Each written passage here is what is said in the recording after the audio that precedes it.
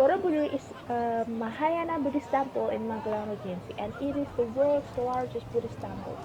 The temple consists of 9 stake platforms, 6 square and 3 circular, topped by a central dome.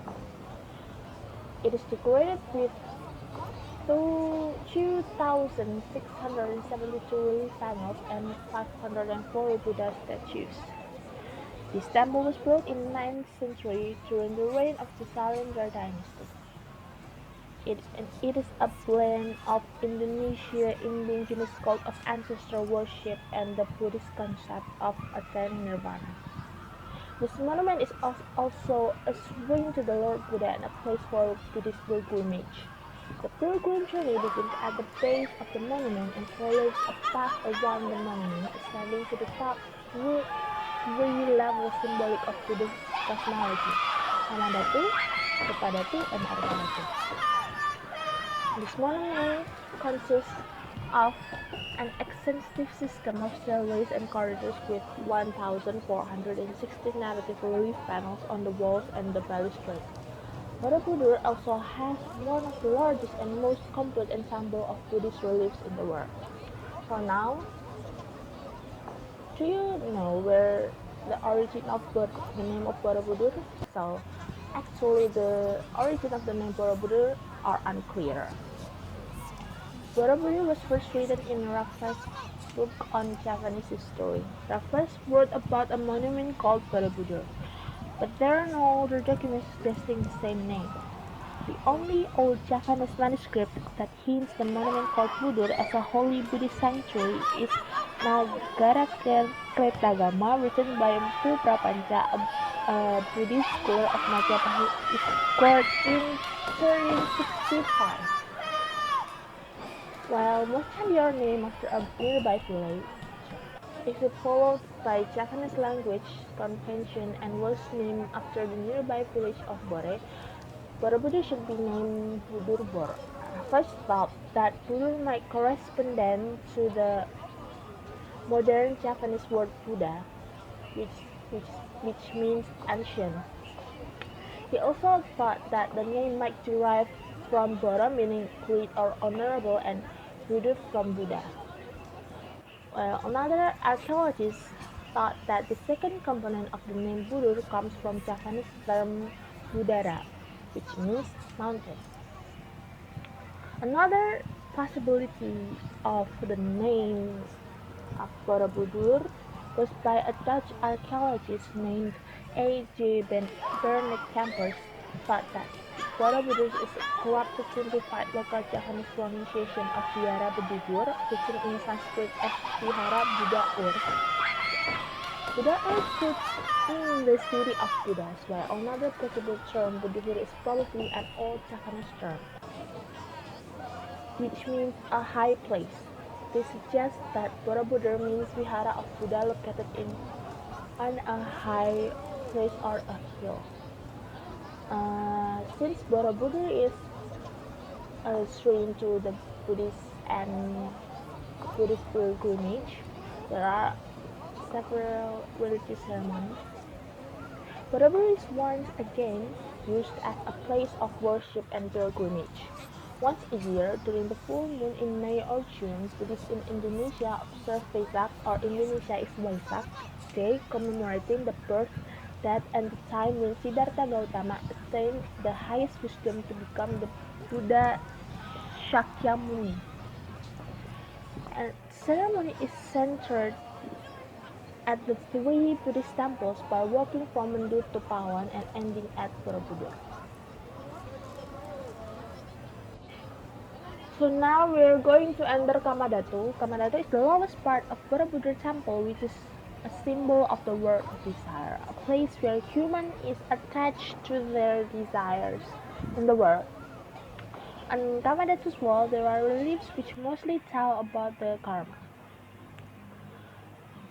The law of karma, or what we call karma vibhanga, is on the right side, depicting sinful act of killing and cooking turtles and fishes, and on the left side shows those who make living by killing animals will be tortured in hell by being cooked alive, being cut, or being thrown into a burning house.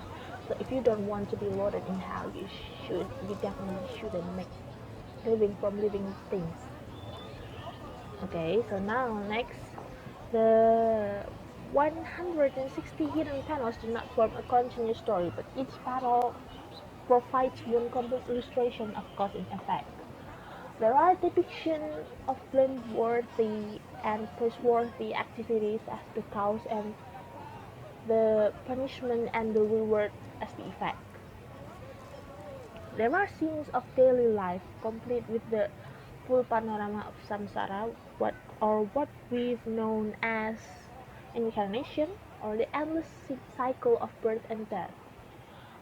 In this relief also depicting the pains of hell and the pleasure of heaven. Today, only the southeast corner of the hidden foot is revealed and visible for visitors.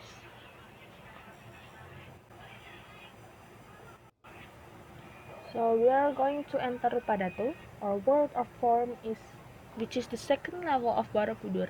Rupadatu is a symbol of world where human doesn't have any desire, but it still has its humanist form.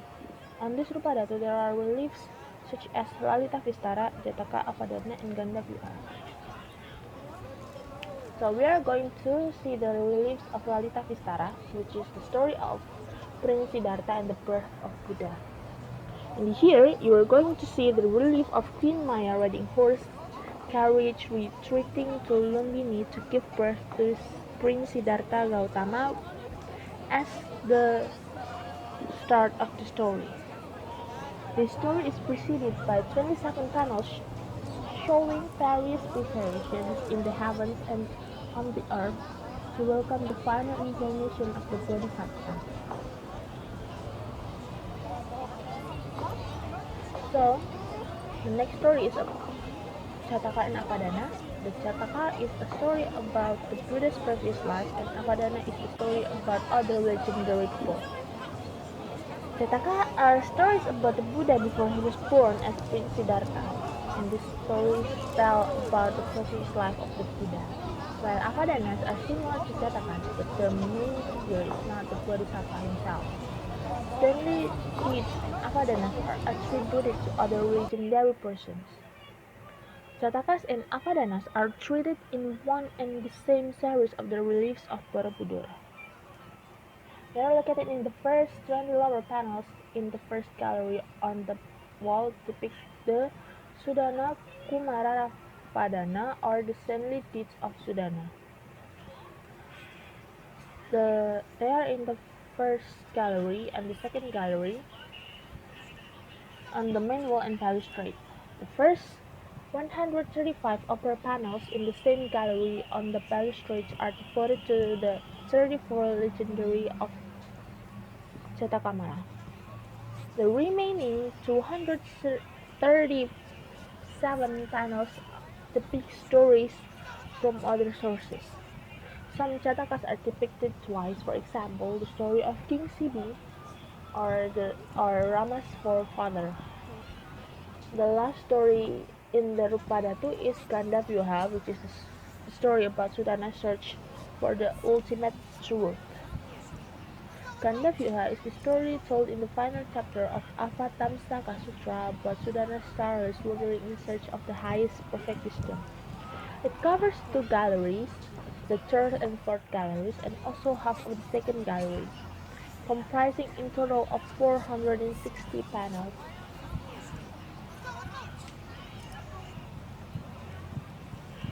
The narrative panels finally end with Sudana's achievement of the supreme knowledge and the ultimate truth.